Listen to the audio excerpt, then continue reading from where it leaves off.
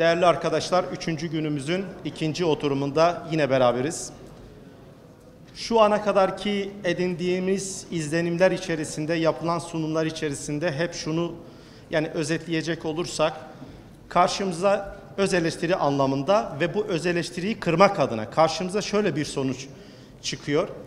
Eğer bir şeyi kötü yapılmışsa, bir şey kötü imal edilmişse, yanlış yapılmışsa bunu mutlaka Müslüman Hasan yapmıştır algısı vardır. Ama bir şey kaliteli yapılmışsa, bir şey güzel yapılmışsa, pazar payı yüksekse, iyi yapılmışsa bunu Almanyalı Hans yapmıştır. Doğru mu arkadaşlar? Böyle bir algı var. Dolayısıyla da şu anda hepimizin boynunun borcu olan bir durum var. Biz bu algıyı kıracağız. Kapanışı şimdi size takdim edeceğim değerli konuğumuz, hakikaten bir dönem kendisiyle beraber de siyaset yaptığımız ve şu anda da beraber olduğumuz ve kendisiyle çalışırken keyif aldığım, kendisinden istifade ettiğimiz değerli Hüdapar Genel Başkanımız Sayın Zekeriya Yapıcıoğlu Bey'i. Şunları dolduran. Başkanım hoş geldiniz. Var mı? Bunu bıraksın. Ve içindeki her şeyi insanoğlunun hizmetine vermiştir. O nimetlerden istifade ederken Allah-u Teala'nın bizim için çizmiş olduğu sınırların içerisinde kalmak geniş manada ibadet.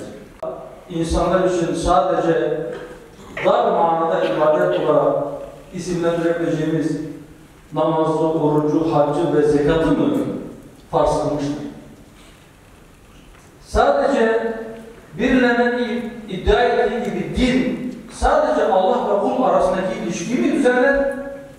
Yoksa bizim inancımız, bizim dinimiz, İslam dini hem insanın Rabbi ile hem insanın diğer insanlarla hem de kainattaki diğer mahlukatla ilişkisini tanzim eder. İnsanın akrabalarıyla, eşiyle, çocuklarıyla, anne babasıyla, komşularıyla, diğer insanlarla geliyoruz. Acaba İslam'ın iktisadi, siyasi, sosyal ve dini esasları arasında bir ilişki var mı? Allah'ın birliğine, vahdaniyetine ve onun peygamberinin aleyhissalatü vesselam'ın risaletine imandan doğan bir sistem vardır. Sosyal sistemin üzerine de iktisadi bir sistem gelişir şekilde. Çin'de kapitalist sisteme geçiş yaptı ve artık iktisadi olarak dünya kapitalist sisteminin bir parçası olarak acımasız bir sistemdir ve bu ekonomik sistemin uygulandığı yerlerde insanlık ailesi yoksulluğa sürüklenmiştir. Dünyanın bazı yerlerinde Afrika gibi, Uzak Doğu'nun bazı yerleri gibi ortaya çıkarken Batı sisteminin insanlara vaat ettiği özgürlük diyorlar ki ihtiyaçlar sınırsız, kaynaklar serttir. Yani onlar dünyayı sömürmek için kurmuş oldukları o sistemin Kamboçya'daki, Afrika'daki aç adam bana kızma. O ayet-i kerimede halen Allah şöyle buyuruyor. Yahudiler dediler ki Allah'ın eli bağlıdır. Bilakis onun iki eli açıktır, dilediği gibidir. Kuşkusuz Rabbinden sana indirilen onlardan birçoğunun azgınlık ve inkarını artırır. Sistem olarak gören, bu şekilde değerlendiren insanlara bakarsanız kavgana sebebi ya enerjidir onlara göre. Ya kalplerine öyle bir dünya sevgisi içilmiş ki bu onlar arasında kıyamete dek devam edecek bir kin ve düşmanlığa sebep olur.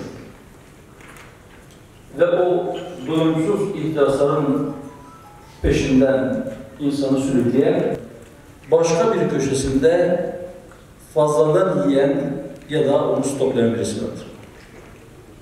Hayır, onlar kendi teorilerini temellendirirken şu temel varsayımlardan yola çıkıyorlar. Bismillah ve elhamdülillah ve salatu ve selamu ala Resulillah.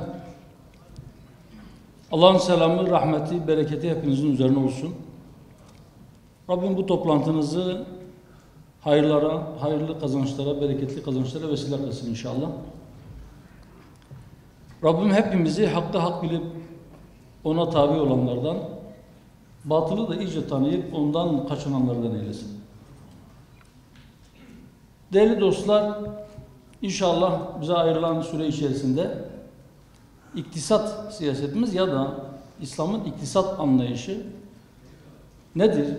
Ona kısaca bir göz atacağız. Şüphesiz ki bu konu öyle 1 saat, 1,5 saat bir zaman dilimine sıkıştırılabilecek kadar dar bir konu değil. Bunun üzerine elbette belki ciltler dolusu kitap yazılabilir ama biz burada icmalen, kısaca, özet olarak bugünkü uygulanan iktisat nedir? Bizim anlayışımız nedir? Bazılarının zannettiği gibi bugün uygulanan kapitalist iktisadi sistemin içerisinden sadece faizi çekip alırsak ve bir de zekatı monte edersek acaba bu İslam iktisadı olur mu? Bunun cevabını arayacağız. Temelde İslam iktisadıyla konvansiyonel iktisat ya da hemen her tarafta, belki Küba hariç her tarafta uygulanan kapitalist sistemin İslam iktisadıyla ne kadar temelden çeliştiğini ve aradaki farkların ne kadar derin olduğunu inşallah hep birlikte göreceğiz. Bizim bakış açımıza göre Cenab-ı Allah dünya ve içindeki her şeyi insanoğlunun ihtiyaçları için var etmiş ve onun hizmetine sunmuştur. İnsanı da kendisine kulluk etsin diye yaratmıştır. Peki nedir kulluk? Şimdi insanları ve cinleri ancak bana kulluk etsinler diye yarattım ayetini nasıl anlamamız gerekir? İki türlü anlaşılmıştır bugüne kadar. Birinde bu ayete şu anlam verilmiştir. İnsanlar ve cinler sadece Allah'a kulluk etsinler, başka kimseye kulluk etmesinler. Bir diğerinde şöyle bir anlam verilmiştir.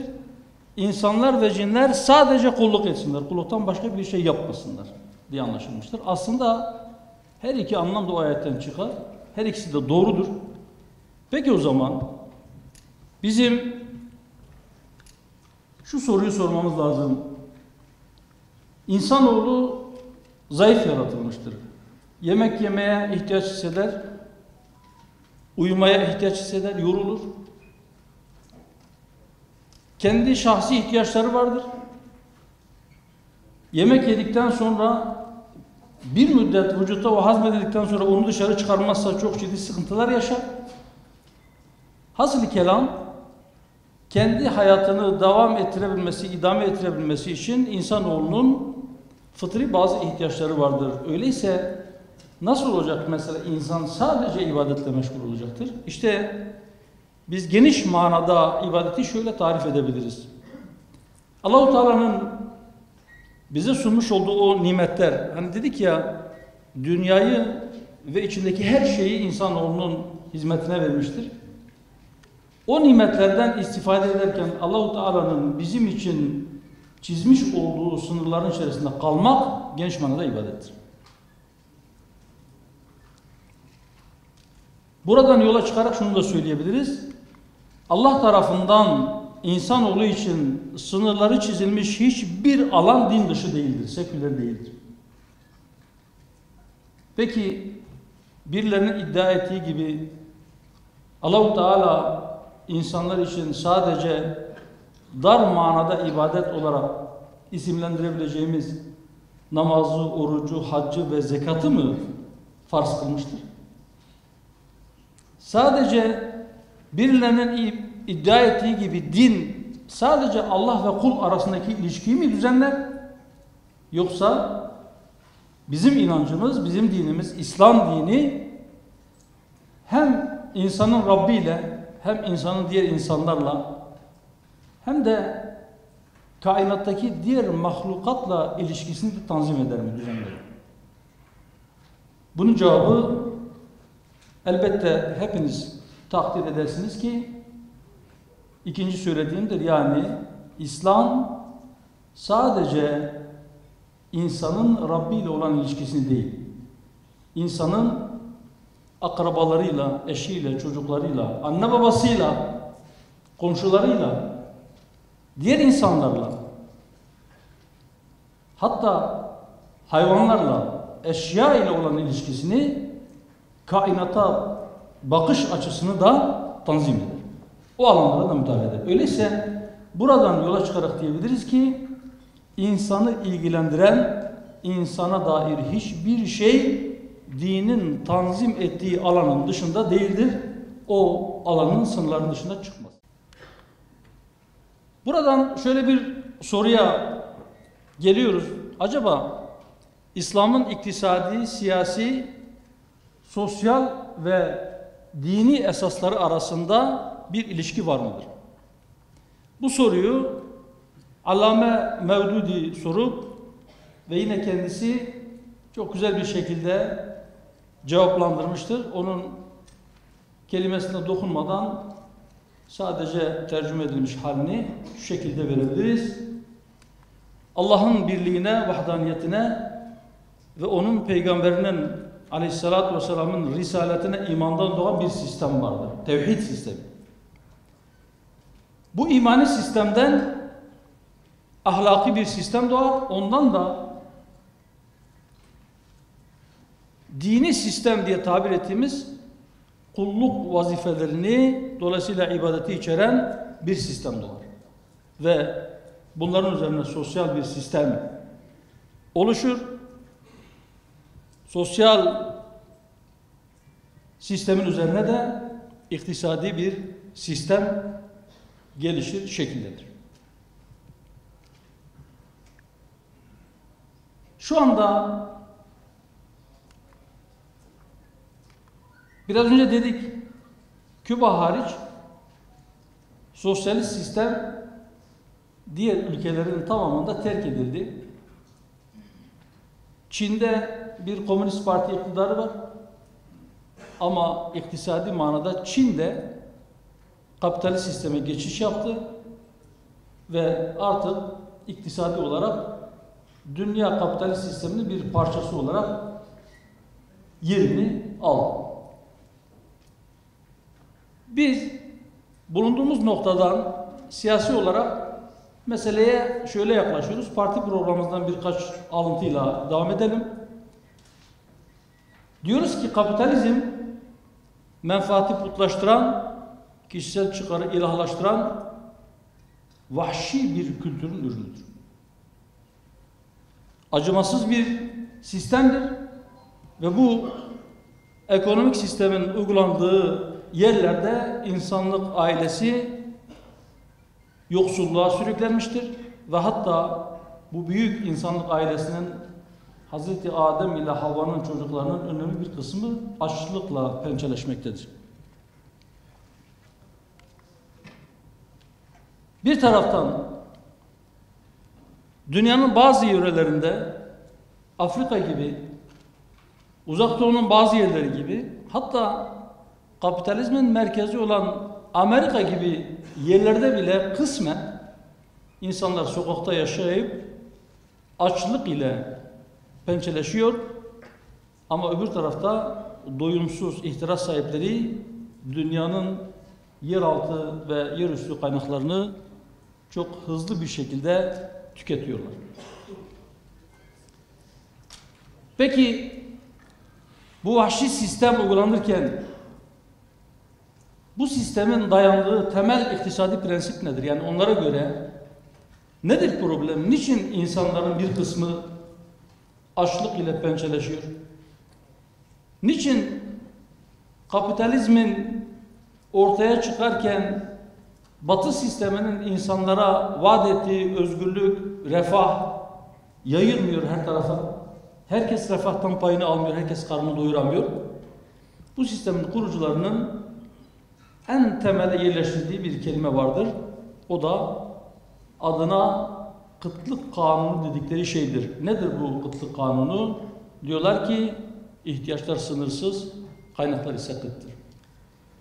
Onlar ihtiyaçlar sınırsızdır, kaynaklar kıttır diyor. Bizim bakış açımıza ve düşüncemize göre ise sınırsız olan ihtiyaçlar değil, insanın ihtiraslarıdır. Ve o doyumsuz ihtirasların peşinden insanı sürükleyen insanın nefsinin arzularıdır. Hazreti Ali kerramallahu veceh öyle veciz bir şekilde ifade etmiştir ki o sözlere değinmeden, onları hatırlamadan geçmek olmazdı. Mesela diyor ki Hazreti Ali Efendimiz, dünyanın herhangi bir yerinde bir lokma ekmeğe muhtaç birisi varsa muhakkak surette başka bir köşesinde fazladan yiyen ya da onu stoklayan birisi vardır. Yine çok veciz bir ifadeyle der ki yine Hazreti Ali, fakirlerin ihtiyacı zenginlerin israfı kadardır.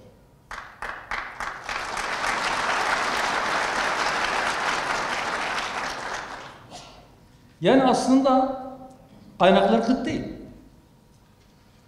Allah-u Teala herkesin rızkını gönderiyor. O sadece razık değil, o rezzaktır.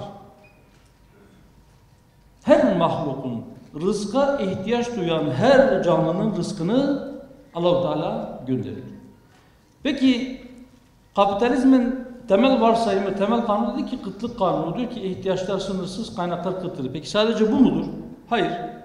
Onlar kendi teorilerini temellendirirken şu temel varsayımlardan yola çıkıyorlar. Mesela diyorlar ki insanlar bencil ve rasyoneldir. Herkes kendini düşünür. Yine diyorlar ki insanlar kendi maddi refahını ve karını en üst seviyeye çıkarmaya çalışır. Yani kar ve refah maksimizasyonuna çalışırlar insanlar. Yine diyorlar ki insanlar gelecekle ilgili bir bilgiye sahiptirler, geleceği görürler ve ona göre iktisadi olarak kendi pozisyonlarını alırlar. İslam iktisadının özünde ise temelde şunlar vardır. Bir, diyoruz ki İslam iktisadı Kur'an ve sünnetin esaslarından oluşur. Bu esaslar ilahi niteliktedir. Kaynağı ilahidir. Ve kaynağı ilahi olduğu için de bu esaslar doğrudur. Ayetlerin başka bir makam tarafından tasdik ve teyit edilmeye ihtiyacı yoktur. Allah-u Teala bir şeyi söylemişse biz sadakallahul azim deriz. Allah doğruyu söyler. O her zaman doğruyu söyler. Başka birisinin onu teyit etmesine ihtiyaç etmezler o ilahi hakikatler. İnsan aklı ayette ya da sahih sünnette, hadiste herhangi bir şey olmadığı zaman devreye girer. O nas ile belirlenmiş olan çerçevenin içerisinde kalmak kaydıyla bazı çıkarımlarda bulunur. Herhangi bir teori, yani bu ister kapitalizm olsun, ister sosyalizm olsun, ister komünist iktisat teorisi olsun ya da sosyal alanlarla ilgili bir teori olsun, bizim nas dediğimiz kesin olarak belirlenmiş herhangi bir kriterle, herhangi bir ölçüyle ters düşerse, ona uymazsa, o mizana uymazsa, bariz ve açıklanamaz bir çelişki taşıyorsa o ölçüye göre, o zaman ekstradan bir sorgulama yapmaya ihtiyaç duymaksızın biz onu reddederiz, elimizin tersiyle iteriz. Nehirler, denizler, yer, gök, gemiler, ay, güneş hepsi insanın emrine amade. Dedik ya Allah yeri, göğü dünyanın içindekileri ve ikisinin arasındakileri insanın emrine amade kıldı. İnsan için yarattı, insanı da kendisi için yarattı. Yine devamındaki ayette İbrahim suresinin 34. ayetinde biraz önce dedik ya, hani Allah'ın nimetlerini saymaya kalkarsanız onu sayamazsınız. Ve size kendisinden istediğiniz şeylerin hepsinden verdiği, bununla beraber Allah'ın nimetini saymaya kalkışsanız onu sayamazsınız. Muhakkak ki insan Allah'ın bunca nimetlerine rağmen gerçekten çok zalimdir, çok nankördür. Temel problemimiz budur. Yani kaynakların kıtlığı değil. Nedir peki bu nankörlük ve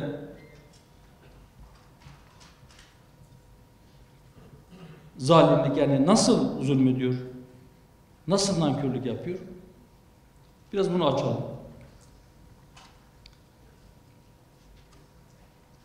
Yine Şura suresinin 27. ayetinde bir de şöyle bir ayet var. Onu da hatırlayalım. Allah kullarına tümüne birden eğer rızkı bol bol verseydi yeryüzünde mutlaka azgınlık ederlerdi. Fakat o rızkı dilediği ölçüde indirir. Hazineler onun katındadır. Ama birden hepsini indirmez. Parça parça takdir edilmiş belli bir ölçüyle indirir onu. Şüphesiz o kullarından hakkıyla haberdardır ve onları hakkıyla görendir.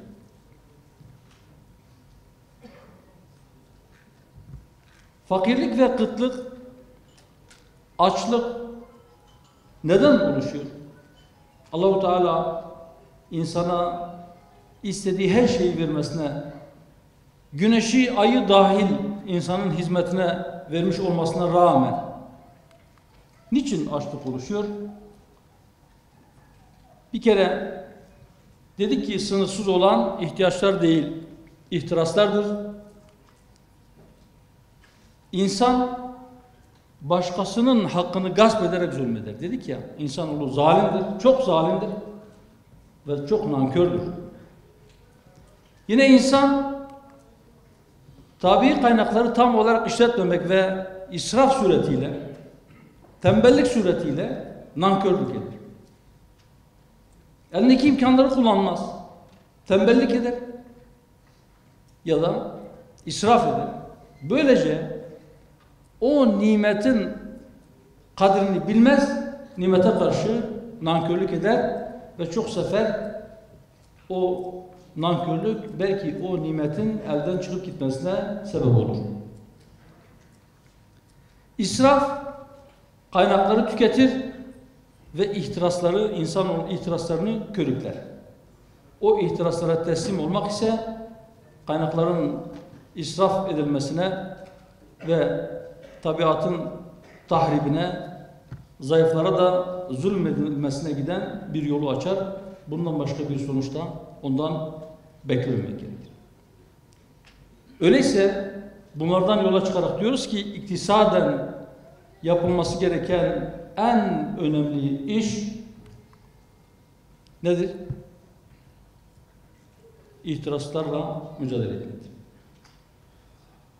Eğer insanoğlunun ihtirasları dizginlenebilirse, yani insanoğlu kulluk dairesinin içerisine çekilebilirse, yani insanoğlu İslamlaşırsa, yani Allah'ın hükmüne boyun eğerse, yani her alanda kul olduğunu hatırlar ve ona göre davranırsa iktisadi problem çözülür.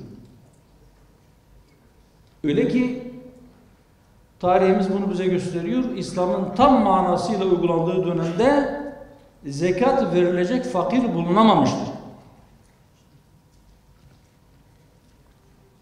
Bundan dolayı diyoruz ki evet, insanoğlunun o ihtiraslarıyla mücadele etmek belki iktisadi manada da yapılacak en önemli işlerdendir.